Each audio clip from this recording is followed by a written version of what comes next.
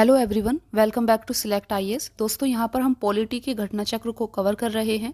Polity के घटना चक्र पर आपकी ऑलरेडी काफ़ी सारी क्लासेस आ चुकी हैं और उनकी प्लेलिस्ट इसी चैनल पर बना दी गई है। चलिए एक बार आपको बताते हैं कि कहाँ से हमने शुरू किया था और अभी हम कहाँ पर हैं। आज की वीडियो में हम क्या पढ़ने वाले हैं ये भी अभी हम आपको बताएंगे।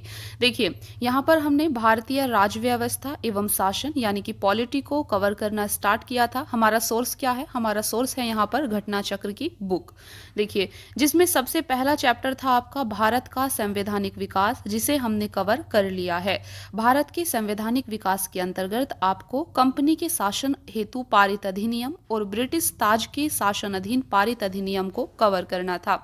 तो ये चैप्टर हमारा कवर हो चुका है। देन दूसरा चैप्टर था आपका संविधान सभा एवं संविधान निर्माण प्रक्रिया।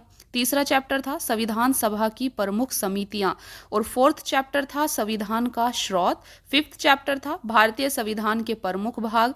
सिक्स्थ चैप्टर था संविधान की यहाँ पर जो मोस्ट इंपोर्टेंट आर्टिकल थे उन्हें हमने यहाँ पर कवर किया था।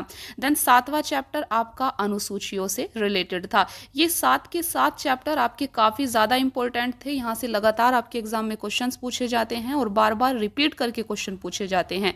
इसीलिए ये क्लासेस आपके लिए काफी ज्यादा महत्वपूर्ण होगी अगर आप इन्हें देखते हैं। इनकी प्लेलिस्ट इसी चैनल पर बना दी गई है, तो आप प्लेलिस्ट को एक बार जरूर देखें। शुरू से लेकर आखिर तक सभी क्लासेस को फॉलो करें। यहाँ पर इस पूरे घटना चक्र को काफी अच्छे से डिस्कस किया जाएगा। आज की वीडियो में हम कवर करने वाले हैं चैप्टर 8। चैप्टर 8 आपका उद्देशिका यानी कि प्रियम्बल से रिलेटेड है। प्रियम्बल भारत के संविधान का सबसे महत्वपूर्ण भाग है और इसमें काफ़ी इंपॉर्टेंट है एग्जाम के पॉइंट ऑफ व्यू से भी। यहाँ से भी डायरेक्टली क्वेश्चंस आपसे पूछे जाते हैं, बार बार क्वेश्चन यहाँ से आ रहे हैं। इसीलिए यहाँ पर आपको देखना है कि प्रियम्बल से किस प्रकार के क्वेश्चन हैं जो आपसे एग्जाम में पूछे जाते हैं। इन्हें हम आज की वीडियो में कवर करेंगे। इसके अलावा फ्रेंड्स आपको बता दें कि पॉलिटी के घटना चक्र के अलावा हम यहाँ पर साइंस में भी बायोलॉजी को कवर कर रहे हैं और साइंस के अलावा ज्योग्राफी के घटना चक्र को भी हम डिस्कस कर रहे हैं।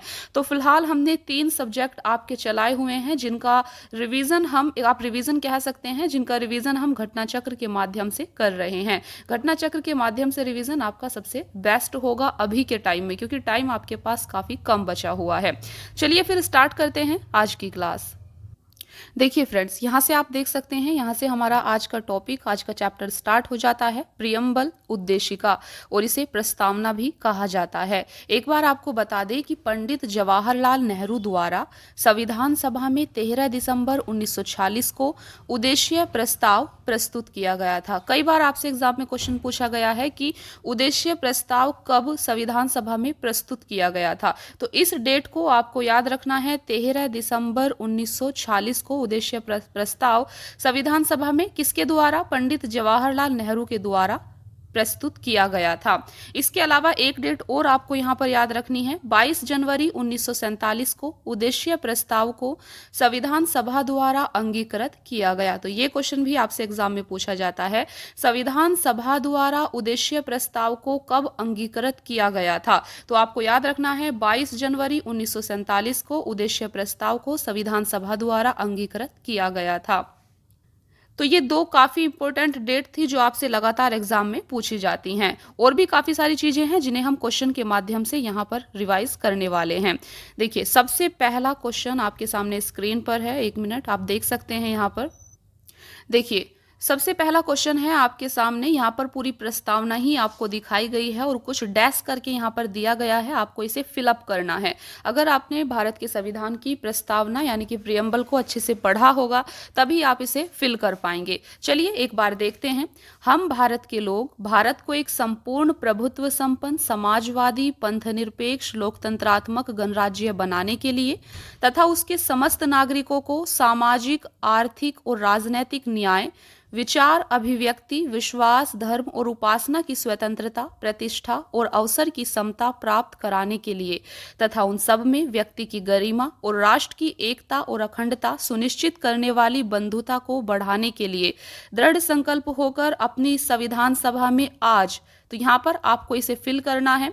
को एतत् द्वारा इस संविधान को अंगीकृत, अधिनियमित और आत्मा अर्पित करते हैं। देखिए 4 ऑप्शन यहाँ पर आपके सामने दिए गए हैं, आपको बताना है यहाँ पर कौन सा सही होगा। 26 जनवरी 1950, 26 नवंबर 1949, 26 जनवरी 1949 या उपयुक्त में से कोई नहीं। तो यहाँ पर क्या फिल होगा? सही आंसर आपका ऑप्शन बी होगा। आप सभी को पता है कि संविधान सभा में 26 नवंबर 1949 को संविधान को अंगीकृत, अधिनियमित और आत्मा अर्पित किया गया था। इसे आपको यहाँ पर फिलअप करना है, 26 नवंबर 1949। फ्रेंड्स, ये प्रियम्बल आपके लिए काफ़ी ज़्यादा इंपॉर्टेंट है। यहाँ पर जो वर्ड दिए गए हैं इन्हें आपको ध्यान से देखना है, क्योंकि यहीं से आपसे बार बार घुमा घुमा कर क्वेश्चन पूछे जाएंगे। इसीलिए एक बार अगर आप प्रियम्बल अच्छे से पढ़ लेते हैं तो आप सभी क्वेश्चंस को सॉल्व कर पाएंगे। देखिए एक बार मैं फिर से आपको दिखाती हूँ, क्योंकि क्वेश्चंस आपसे यहीं से आने वाले हैं। इस बार आप थोड़ा क्वेश्चंस पर ध्यान देंगे, किस प्रकार से क्वेश्चन पूछे जाते हैं। आपसे पूछा जाएगा कि भारत की प्रस्तावना में, संविधान की प्रस्तावना में कौन कौन से वर्ड हैं। ठीक है, देखिए यहाँ पर लिखा है हम भारत के लोग। हम भारत के लोग क्या रिप्रेजेंट करता है? ये रिप्रेजेंट करता है कि हमारा जो संविधान है, हमारे संविधान का स्रोत क्या है? जनता है। ठीक है, इससे आगे लिखा है भारत को एक संपूर्ण प्रभुत्व संपन्न, देखिए क्या लिखा है? संपूर्ण प्रभुत्व संपन्न, देन समाजवादी, देन पंथ निरपेक्ष, और फिर लिखा है लोकतंत्रात्मक गणराज्य। तो इन 4 वर्ड पर यहाँ पर आप फोकस करेंगे, संपूर्ण प्रभुत्व संपन्न, समाजवादी, पंथ निरपेक्ष और लोकतंत्रात्मक गणराज्य बनाने के लिए। तो ये यहाँ पर सरकार के स्वरूप के बारे में बताया गया है। भारत के अंदर, हमारे देश के अंदर सरकार कैसी होगी? तो सरकार कैसी होगी? हमारे देश की सरकार संपूर्ण प्रभुत्व संपन्न है, यानी कि सॉवरेन है। संपूर्ण प्रभुत्व संपन्न का क्या मतलब होता है? इसका मतलब होता है कि हमारा देश बाहरी और आंतरिक रूप से स्वतंत्र है। इस पर किसी भी विदेशी सरकार का शासन नहीं है। हम किसी भी विदेश या किसी भी देश की बात मानने के लिए मजबूर नहीं है। हम पूरी तरह से बाहरी और आंतरिक रूप से स्वतंत्र है। तो सॉवरेन कंट्री का मतलब यहाँ पर ये होता है। तो भारत क्या है? भारत एक संपूर्ण प्रभुत्व संपन्न और समाजवादी। हमने कुछ समाजवादी तत्वों को भी अपनाया है। हमारा देश कैसा है? पंथ निरपेक्ष है। राज्य के लिए, भारत देश के लिए भारत सभी धर्मों का सम्मान करता है और सभी धर्मों से न्यूट्रल रहता है। इसके अलावा लोकतंत्रात्मक गणराज्य, डेमोक्रेटिक वैल्यूज को हमने अपनाया है। तो यहाँ पर भारत की सरकार के स्वरूप के बारे में यहाँ पर आपको बताया गया था। देन इसमें कहा गया है उसके समस्त नागरिकों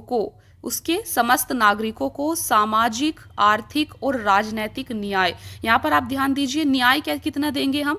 न्याय कितने प्रकार की बात की गई है? तो 3 प्रकार के न्याय की बात की गई है, सामाजिक, आर्थिक और राजनैतिक न्याय। ठीक है, कितने प्रकार का न्याय देंगे? 3 प्रकार का, जिसे आप यहाँ पर देख सकते हैं। इसके अलावा विचार, अभिव्यक्ति, विश्वास, धर्म और उपासना की स्वतंत्रता। तो स्वतंत्रता कितने प्रकार की देंगे? 5 प्रकार की। आप यहाँ पर देख सकते हैं, विचार, अभिव्यक्ति, विश्वास, धर्म और उपासना। तो 5 प्रकार की स्वतंत्रता देंगे। इसके अलावा प्रतिष्ठा और अवसर की समता। समानता कितने प्रकार की होगी? यहाँ पर 2 प्रकार की, प्रतिष्ठा और अवसर की समता। हम बात कर रहे हैं प्रियम्बल की, प्रस्तावना की। प्रस्तावना में क्या सब लिखा हुआ है। ठीक है, तो 2 प्रकार की समानता। यही क्वेश्चन आपसे एग्जाम में पूछा जाएगा कि भारत की संविधान की प्रस्तावना में कितने प्रकार का न्याय, कितने प्रकार की स्वतंत्रता और कितने प्रकार की समता की बात की गई है, जिसे यहाँ पर लिखा गया है। तो 3 प्रकार का न्याय, 5 प्रकार की स्वतंत्रता और 2 प्रकार की समानता की बात की गई है। देखिए इसे हम थोड़ा सा टाइम देकर क्वेश्चन को डिस्कस कर रहे हैं, क्योंकि यहीं से अभी आपके सामने आगे बार बार क्वेश्चन रिपीट होंगे, अभी आप देखेंगे। ठीक है, इसके अलावा उन सब में व्यक्ति की गरिमा और राष्ट्र की एकता और अखंडता सुनिश्चित करने वाली बंधुता बढ़ाने के लिए दृढ़ संकल्पित होकर अपनी संविधान सभा में आज 26 नवंबर 1949 को इस संविधान को क्या करते हैं? अंगीकृत, अधिनियमित और आत्मा अर्पित करते हैं। चलिए अभी आगे बढ़ते हैं नेक्स्ट क्वेश्चन की तरफ। दूसरा क्वेश्चन है आपके सामने, भारतीय गणतंत्र की 26/1/1950 को सही संवैधानिक वस्तु स्थिति क्या थी जब संविधान लागू किया गया था? देखिए आपसे यहाँ पर मैंने कहा था कि आपको वर्ड पर फोकस करना है, क्योंकि ये अक्सर आपसे एग्जाम में पूछा जाता है। तो आपसे यहाँ पर पूछा गया है कि 26 जनवरी 1950 यानी कि जब भारत का संविधान लागू हुआ था, तब भारत का जो प्रस्तावना थी उसकी संवैधानिक वस्तु स्थिति क्या थी? तो आपको तब के बारे में बताना है, क्योंकि आप सभी को पता होगा कि बाद में 42वां संविधान संशोधन किया गया था संविधान की प्रस्तावना में। देन उसमें 3 वर्ड जोड़े गए थे, वो 3 वर्ड कौन से हैं इसे आप हमें कमेंट सेक्शन में बताएंगे। चलिए देखते हैं इसका सही आंसर क्या होगा। तो इसका सही आंसर ऑप्शन सी होगा। 26 जनवरी 1950 को जब संविधान लागू हुआ था तब भारत की प्रस्तावना तब संविधान की प्रस्तावना में क्या कहा गया था? संपूर्ण प्रभुत्व संपन्न लोकतंत्रात्मक गणराज्य। जबकि आप देख सकते हैं यहाँ पर धर्मनिरपेक्ष वर्ड का यूज किया गया है। धर्मनिरपेक्ष या पंथ निरपेक्ष वर्ड को कब जोड़ा गया है? तो पंथ निरपेक्ष वर्ड को 42वें संविधान संशोधन के द्वारा जोड़ा गया था, इसीलिए ये आपका यहाँ पर नहीं होगा। सही आंसर क्या है? ऑप्शन सी है, संपूर्ण प्रभुत्व संपन्न लोकतंत्रात्मक गणराज्य उस टाइम कहा गया था। देखिए यहाँ पर आप समझ सकते हैं 26 जनवरी 1950 को भारतीय गणतंत्र की संवैधानिक वस्तु स्थिति भारतीय संविधान की तत्कालीन उद्देशिका के अनुसार संपूर्ण प्रभुत्व संपन्न लोकतंत्रात्मक गणराज्य की थी। समाजवादी, पंथनिरपेक्ष और अखंडता ये 3 शब्द हैं जिन्हें 42वें संविधान संशोधन अधिनियम 1976 के द्वारा जोड़ा गया है। चलिए देखते हैं नेक्स्ट क्वेश्चन। यहाँ पर थर्ड क्वेश्चन है आपके सामने। 26 जनवरी 1950 को भारत की वास्तविक संवैधानिक स्थिति क्या थी? सही आंसर ऑप्शन बी होगा, संपूर्ण प्रभुत्व संपन्न लोकतंत्रात्मक गणराज्य। तो इसे आप देख सकते हैं। फोर्थ क्वेश्चन है आपके सामने। भारत के संविधान के निर्माताओं का मत निम्न में से किस में प्रतिबिंबित होता है? सही आंसर ऑप्शन ए होगा, उद्देशिका। देखिए उद्देशिका के नाम से आपको कंफ्यूज नहीं होना है, उद्देशिका को ही संविधान की प्रस्तावना कहा जाता है। तो दूसरा वर्ड क्या कहते हैं हम इसे? प्रस्तावना या फिर प्रियम्बल। तो भारत के संविधान के निर्माताओं का मत किस में प्रतिबिंबित होता है? उद्देशिका यानी कि प्रस्तावना में। देखिए यहाँ पर एक चीज आपको बता दें कि जब भारत का संविधान बना था, संविधान के बनने के बाद प्रस्तावना यानी उद्देशिका को तैयार किया गया था, इसीलिए जो संविधान का दर्शन है वो आपको प्रस्तावना में देखने को मिलता है, क्योंकि प्रस्तावना बाद में बनी थी। देखिए यहाँ पर आप समझ सकते हैं भारत के संविधान के निर्माताओं का मत उद्देशिका प्रियम्बल में प्रतिबिंबित होता है। यह संविधान निर्माताओं की मन स्थिति को समझने की एक कुंजी है। देखिए यह संविधान निर्माताओं के सिद्धांतों एवं आदर्शों को प्रदर्शित करता है। संविधान की प्रस्तावना ने देश की नीति को आकार देने में प्रमुख भूमिका निभाई है। 13 दिसंबर 1946 को संविधान सभा के समक्ष जवाहरलाल नेहरू द्वारा प्रस्तुत उद्देश्य प्रस्ताव को 22 जनवरी 1947 को पारित किया गया। इसे ही परिवर्तित करके संविधान की प्रस्तावना के रूप में स्वीकार कर लिया गया था। पांचवा क्वेश्चन यहाँ पर आपसे पूछा गया था कि भारत के संविधान की प्रस्तावना में कितने प्रकार का न्याय, स्वतंत्रता, समानता एवं भ्रातृत्व का उसी क्रम में उल्लेख किया गया है। तो आपको यहाँ पर बताना है कि कितने प्रकार का न्याय, स्वतंत्रता, समानता और भ्रातृत्व प्रस्तावना में उल्लेख किया गया है, और उसी क्रम में आपको यहाँ पर बताना है। सही आंसर ऑप्शन ए होगा। आप सभी को पता है 3 प्रकार का न्याय, 5 प्रकार की स्वतंत्रता, 2 प्रकार की समानता और एक भ्रातृत्व वर्ड यहाँ पर यूज किया गया है। तो इसे आपको अच्छे से समझना है। देखिए यहाँ पर भी आप देख सकते हैं भारत के संविधान की प्रस्तावना में 3 प्रकार का न्याय, 5 प्रकार की स्वतंत्रता, 2 प्रकार की समानता एवं 1 प्रकार के भ्रातृत्व का उल्लेख किया गया है। 7वां क्वेश्चन है आपके सामने। भारतीय संविधान की प्रस्तावना में भारत को किस रूप में घोषित किया गया है? सही आंसर ऑप्शन सी होगा, एक सार्वभौम, समाजवादी, धर्मनिरपेक्ष, प्रजातांत्रिक गणतंत्र। तो इस रूप में घोषित किया गया है। यहाँ पर आप देख सकते हैं भारतीय संविधान की प्रस्तावना में भारत को एक सार्वभौम यानी कि संपूर्ण प्रभुत्व संपन्न, समाजवादी, पंथनिरपेक्ष, लोकतंत्रात्मक गणराज्य के रूप में घोषित किया गया है। उल्लेखनीय है कि भारतीय संविधान में पंथनिरपेक्ष और लोकतंत्रात्मक शब्द का उल्लेख किया गया है, न कि धर्मनिरपेक्ष और प्रजातांत्रिक का। नेक्स्ट क्वेश्चन है आपका, निम्न शब्दों पर विचार करें। समाजवादी, प्रजातांत्रिक, सार्वभौमिक और धर्मनिरपेक्ष। सही शब्दों को विचारानुसार क्रम दीजिए। सही आंसर यहाँ पर ऑप्शन ए होगा। तो सबसे पहले आपका कौन सा वर्ड आएगा? सार्वभौमिक, देन समाजवादी, देन धर्मनिरपेक्ष और देन प्रजातांत्रिक वर्ड यहाँ पर आपका आएगा। 9th क्वेश्चन है आपके सामने। भारतीय संविधान की प्रस्तावना में समाजवादी शब्द किस संशोधन के तहत जोड़ा गया? सही आंसर ऑप्शन ए होगा, 42वें संशोधन के तहत। यहाँ पर आप देख सकते हैं 42वें संविधान संशोधन अधिनियम 1976 द्वारा भारतीय संविधान की प्रस्तावना में समाजवादी, पंथनिरपेक्ष और अखंडता शब्द जोड़े गए हैं। 10वां क्वेश्चन है, निम्नांकित में से कौन सा 42वें संविधान संशोधन के माध्यम से भारत के संविधान की प्रस्तावना में जोड़ा गया था? सही आंसर ऑप्शन सी होगा, समाजवाद और पंथ निरपेक्ष। देखिए 11वां क्वेश्चन है, भारतीय संविधान की प्रस्तावना में धर्मनिरपेक्ष व समाजवादी शब्द जोड़े गए थे। सही आंसर ऑप्शन सी होगा, 42वें संविधान संशोधन के द्वारा। 12वां क्वेश्चन है आपके सामने, निम्न में से कौन भारत को धर्मनिरपेक्ष राज्य वर्णित करता है? सही आंसर ऑप्शन बी होगा, संविधान की प्रस्तावना। संविधान की प्रस्तावना भारत को धर्मनिरपेक्ष यानी कि पंथ निरपेक्ष राज्य वर्णित करता है। देखिए संविधान की प्रस्तावना के तहत भारत को पंथ निरपेक्ष राज्य वर्णित किया गया है। यह शब्द संविधान में 42वें संविधान संशोधन अधिनियम 1976 के द्वारा जोड़ा गया है। 13वां क्वेश्चन है आपके सामने, निम्नलिखित शब्दों में से कौन सा शब्द सन 1975 में भारतीय संविधान की प्रस्तावना में सम्मिलित नहीं था? सही आंसर ऑप्शन डी होगा, अखंडता।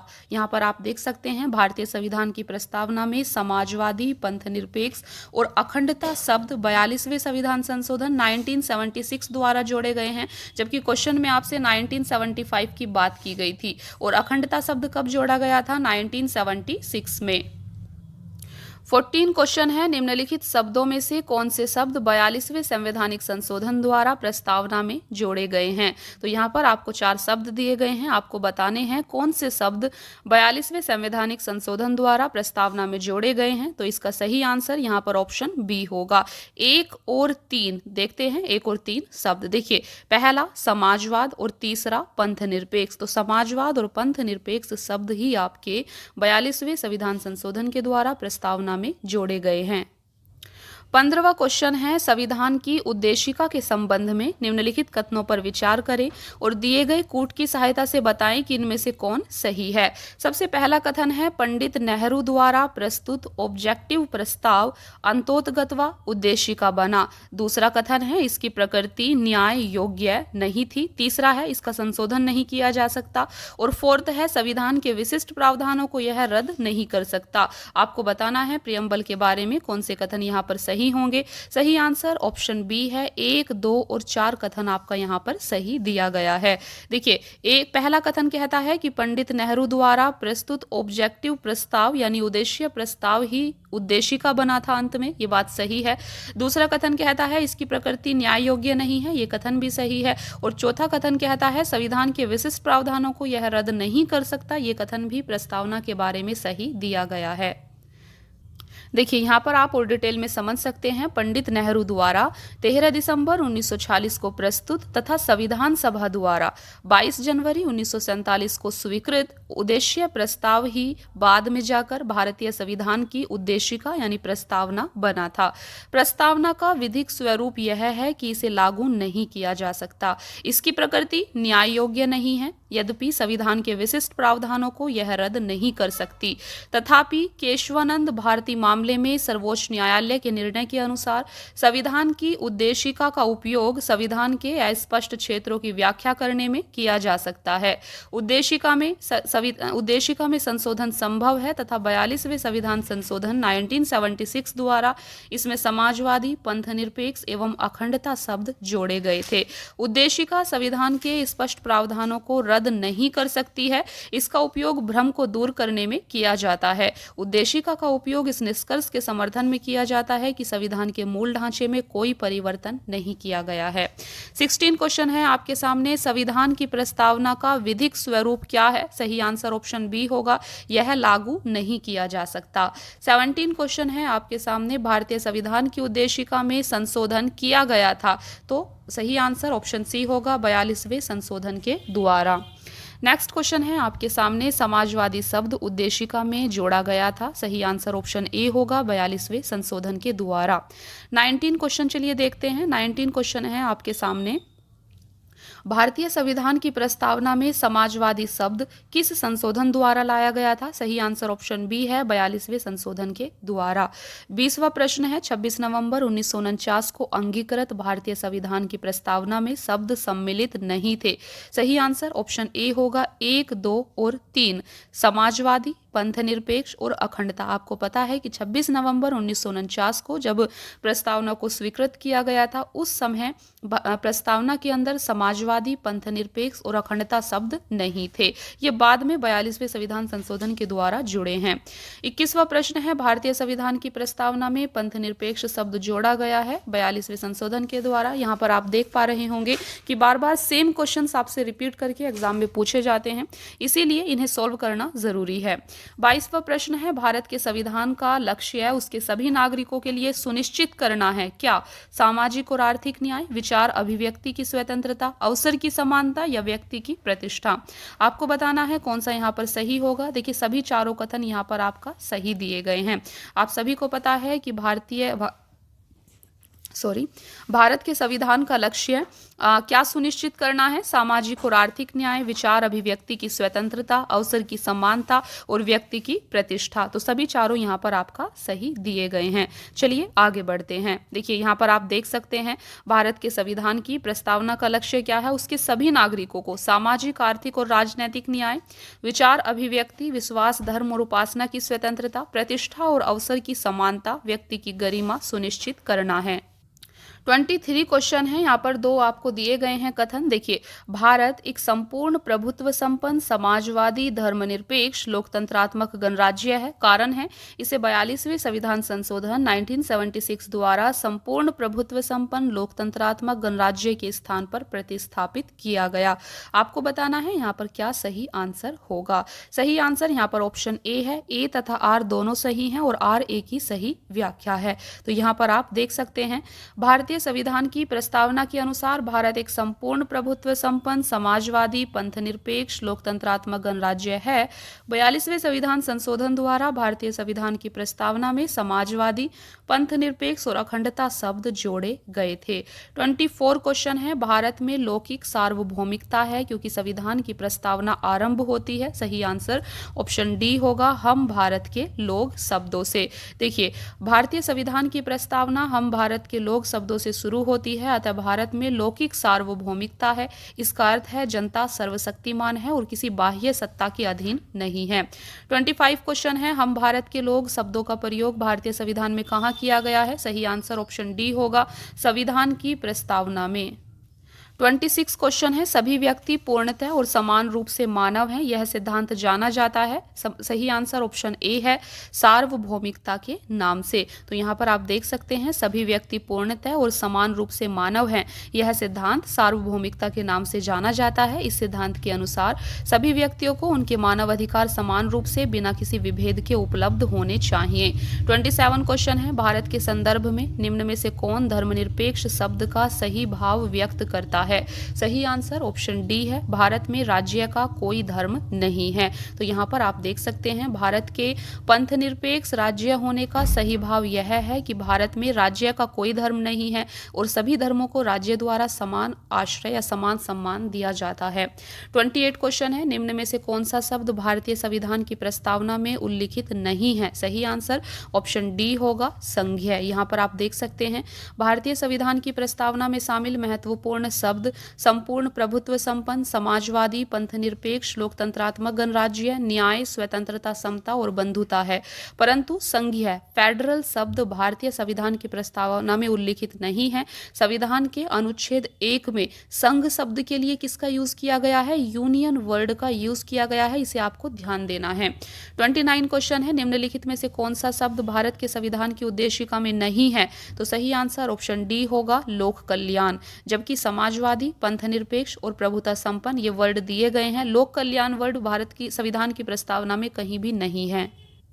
30वां प्रश्न है, भारतीय संविधान की प्रस्तावना में निम्न में से किस स्वतंत्रता का वर्णन नहीं है? सही आंसर ऑप्शन डी होगा, आर्थिक स्वतंत्रता। तो आर्थिक स्वतंत्रता का वर्णन कहीं भी नहीं है, जबकि विचार की स्वतंत्रता, विचार प्रकट करने की स्वतंत्रता और विश्वास की स्वतंत्रता प्रस्तावना में दी गई है। देखिए, भारतीय संविधान की प्रस्तावना में सामाजिक, आर्थिक, राजनीतिक न्याय, विचार अभिव्यक्ति, विश्वास, धर्म और उपासना की स्वतंत्रता, प्रतिष्ठा और अवसर की समानता का वर्णन तो है, परंतु आर्थिक स्वतंत्रता का इसमें उल्लेख नहीं है। 31 क्वेश्चन है, निम्न में से कौन भारतीय संविधान की प्रस्तावना में उल्लिखित नहीं है? सही आंसर ऑप्शन डी होगा, धार्मिक न्याय। कितने प्रकार के न्याय की बात करती है प्रस्तावना? 3 प्रकार के, सामाजिक न्याय, आर्थिक न्याय और राजनीतिक न्याय। धार्मिक न्याय की बात नहीं करती है, इसे आपको यहाँ पर ध्यान देना है। 32 क्वेश्चन है, संविधान की प्रस्तावना के बारे में कौन सा कथन सही है? सही आंसर ऑप्शन ए होगा, समाजवादी धर्मनिरपेक्ष शब्द 1950 में लागू संविधान के अंग नहीं थे। ये आप सभी को पता है। देखिए यहाँ पर आप देख सकते हैं। चलिए देखते हैं नेक्स्ट क्वेश्चन। 33 क्वेश्चन है, भारतीय संविधान का कौन सा भाग संविधान की आत्मा कहलाता है? सही आंसर ऑप्शन सी होगा, उद्देशिका। प्रियम्बल को भारतीय संविधान की आत्मा कहा जाता है। 34 क्वेश्चन है आपका, निम्न में से किसने भारतीय संविधान की प्रस्तावना को हमारे संप्रभु प्रजातांत्रिक गणतंत्र की जन्म कुंडली कहा है? सही आंसर ऑप्शन डी होगा, के.एम. मुंशी। देखिए के.एम. मुंशी ने हमारे भारतीय संविधान की प्रस्तावना को हमारे संप्रभु प्रजातांत्रिक गणतंत्र की जन्म कुंडली कहा है। इस वर्ड पर आप फोकस करेंगे, जन्म कुंडली। जन्म कुंडली वर्ड का यूज प्रस्तावना के लिए किसने किया है? के.एम. मुंशी ने किया है। काफी इंपॉर्टेंट है ये, इसे आपको ध्यान रखना है। 35 क्वेश्चन है, संविधान को एक पवित्र दस्तावेज किसने कहा है? तो ये कहा है B R Ambedkar. Doctor B R Ambedkar ने संविधान को एक पवित्र दस्तावेज कहा है, इसे आपको ध्यान रखना है। 36 क्वेश्चन है, किस वाद के फैसले में सर्वोच्च न्यायालय ने सर्वप्रथम घोषित किया कि उद्देशिका संविधान का हिस्सा नहीं है? सही आंसर ऑप्शन ए होगा, बेरूबारी। देखिए बेरूबारी केस में सुप्रीम कोर्ट ने कहा था कि उद्देशिका संविधान का हिस्सा नहीं है, इसे आपको ध्यान रखना है। 37 क्वेश्चन है, निम्न में से किस वाद में उच्चतम न्यायालय ने धारणा प्रस्तुत की कि उद्देशिका संविधान का भाग है? सही आंसर ऑप्शन सी होगा, बोम्मई केस। आपको याद रखना है, बोम्मई केस में कहा सुप्रीम कोर्ट ने कि प्रस्तावना संविधान का भाग है। देखिए बोम्मई केस में सुप्रीम कोर्ट ने कहा था कि उद्देशिका संविधान का भाग है तथा पंथ निरपेक्षता संविधान का मूल लक्षण है। केशवानंद भारती बनाम केरल राज्य के मामले में भी बहुमत से दिए गए निर्णय में उद्देशिका को संविधान का भाग माना गया था। काफी इंपॉर्टेंट केस है, इन्हें आपको अच्छे से ध्यान रखना है। 38 क्वेश्चन है, निम्नलिखित विवादों में से किसमें सर्वोच्च न्यायालय ने प्रस्तावना को भारतीय संविधान की मौलिक संरचना का भाग स्वीकार किया? सही आंसर ऑप्शन डी होगा, केशवानंद भारती विवाद में। तो यहाँ पर आप देख सकते हैं केशवानंद भारती केस 1973 के मामले में सर्वोच्च न्यायालय ने प्रस्तावना को भारतीय संविधान की मौलिक संरचना का भाग स्वीकार किया। सर्वोच्च न्यायालय के शब्दों में हमारे संविधान का उद्देशिका में वर्णित बुनियादी तत्वों पर खड़ा है। यदि इनमें से किसी भी तत्व को हटा दिया जाए तो सारा ढांचा ही ढह जाएगा, अर्थात संविधान वह नहीं रह जाएगा, अर्थात अपना व्यक्तित्व व पहचान खो देगा। 39 क्वेश्चन है आपके सामने, भारतीय संविधान की प्रस्तावना में जिन आदर्शों एवं उद्देश्यों की रूपरेखा दी गई है उनकी व्याख्या की गई है? सही आंसर यहाँ पर ऑप्शन सी होगा, मूल अधिकारों, राज्य के नीति निदेशक सिद्धांतों एवं मौलिक कर्तव्यों के अध्याय में। 40वां क्वेश्चन है, निम्न में से कौन एक भारतीय संविधान के उद्देश्यों को प्रतिबिंबित करता है? सही आंसर ऑप्शन बी होगा, संविधान की प्रस्तावना। 41 क्वेश्चन है आपके सामने, भारत के संविधान की उद्देशिका में देखिए भारत के संविधान की उद्देशिका में कितने प्रकार के न्याय की व्यवस्था की गई है? सही आंसर ऑप्शन बी होगा, 3। यहाँ पर आप देख सकते हैं भारत के संविधान की उद्देशिका में 3 प्रकार के न्याय की व्यवस्था की गई है, वे हैं सामाजिक, आर्थिक और राजनैतिक न्याय। चलिए देखते हैं नेक्स्ट क्वेश्चन। 42 क्वेश्चन है, भारतीय संविधान की प्रस्तावना में इसके सभी नागरिकों को कौन सा न्याय प्रदान करने की व्यवस्था की गई है? सही आंसर ऑप्शन डी होगा, सामाजिक, आर्थिक व राजनैतिक। 43 क्वेश्चन है, भारत के संविधान के उद्देश्यों में से एक के रूप में आर्थिक न्याय का किसमें उपबंध किया गया है? सही आंसर ऑप्शन बी होगा, उद्देशिका और राज्य के नीति निदेशक तत्व। यहाँ पर आप देख सकते हैं भारतीय संविधान की उद्देशिका और राज्य के नीति के निदेशक तत्वों में आर्थिक न्याय की परिकल्पना या उद्देश्य का उपबंध किया गया है।